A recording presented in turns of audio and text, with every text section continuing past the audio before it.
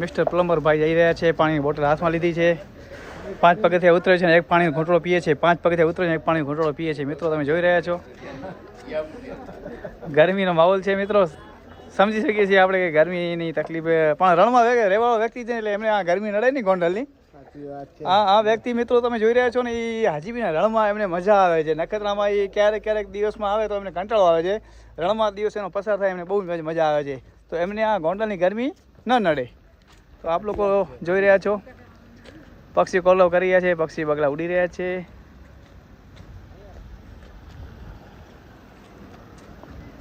અહીંયા આગળ 2 કુંડ બનાવેલા છે મિત્રો, એક બ્રહ્મકુંડ છે અને બીજો અક્ષરકુંડ છે. તો આપણે અત્યારે બ્રહ્મકુંડ પાસે પહોંચી આવ્યા છીએ, જોતા રહેજો. ચંપલ બહાર ઉતારીને જાજો બધા ભાઈ બહેનો.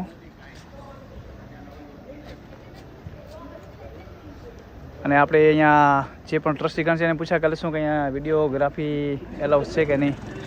સાહેબ વિડીયોગ્રાફી એલાઉસ છે ને અહીંયા? ઓકે, વાંધો નથી ને. એક અક્ષરડેરીમાં ફોટોગ્રાફી અને મોજા 2 વસ્તુનું રિસ્ટ્રિક્શન, બાકી બધી છૂટ, કાંઈ પૂછવાનું જ નહીં.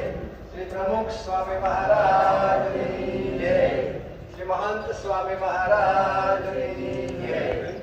આ સ્થાન ગોંડલની ગોંડલી નદી, ગોંડલી અહીંયા આગળ સ્વામિનારાયણ ભગવાન આવેલા છે. ત્યારબાદ શાસ્ત્રીજી મહારાજ, યોગીજી મહારાજ, પરમશંકર મહારાજ અને મહંત મહારાજ પણ વર્ષો સુધી આ નદીમાં સ્નાન કરે છે. એ આપણા ગોંડલી નદી. ભગવાન સ્વામિનારાયણ ગોંડલમાં કુલ 8 વખત પધારેલા છે અને દરેક વખતે સંતો સાથે સ્નાન માટે આ નદીએ પધારતા. અને આ અક્ષરઘાટ છે. અહીંયા આગળ અસ્થિ પૂજનનો પણ વિશેષ મહિમા છે. જે આપણે હરિદ્વાર કે ઋષિકેશ બધા અસ્થિ પધરાવવા જતા હોય છે, તે દેશ અને પરદેશથી અસ્થિ પૂજન માટે અહીંયા પણ આવે છે. અહીંયા પૂજારી હાજર હોય, અડધો કલાકે અસ્થિ પૂજન થાય. પછી આ બાજુ અક્ષરકુંડ છે, આ બાજુ બ્રહ્મકુંડ છે. બંને કુંડમાં શાસ્ત્રીજી મહારાજ, યોગીજી મહારાજ અને પરમશંકર અસ્થિ પુરુષ સ્થાપન થયેલું છે. એટલે વિધિ પૂરી થયા પછી પુરુષો ત્યાં સ્નાન કરી શકે, મહિલાઓ ત્યાં સ્નાન કરી શકે, એ પ્રકારની આખી વ્યવસ્થા છે.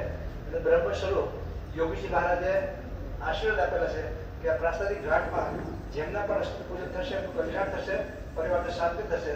રોજ અહીંયા દેશ અને પરદેશથી 10 થી 12 ગ્રુપ અસ્થિ પૂજન માટે આવે છે. એવા પ્રાસાદિક અક્ષરઘાટ છે. હવે આપણે અંદર કુંડના દર્શન કરીશું. ચપ્પલ આવ્યા છે સાઈડમાં.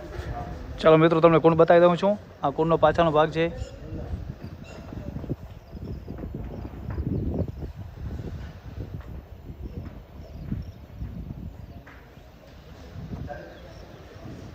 જોતા રહેજો, જોડાયેલા રહેજો.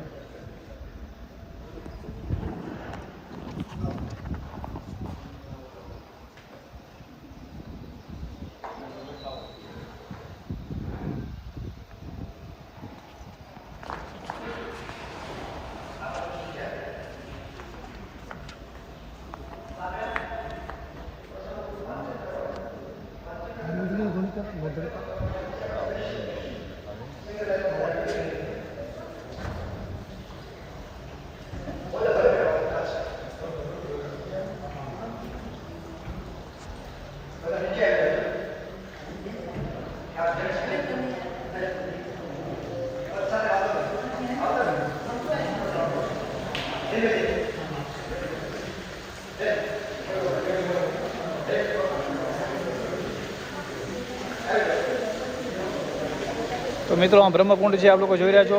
ઉપરથી પાણી ટપકી રહ્યું છે.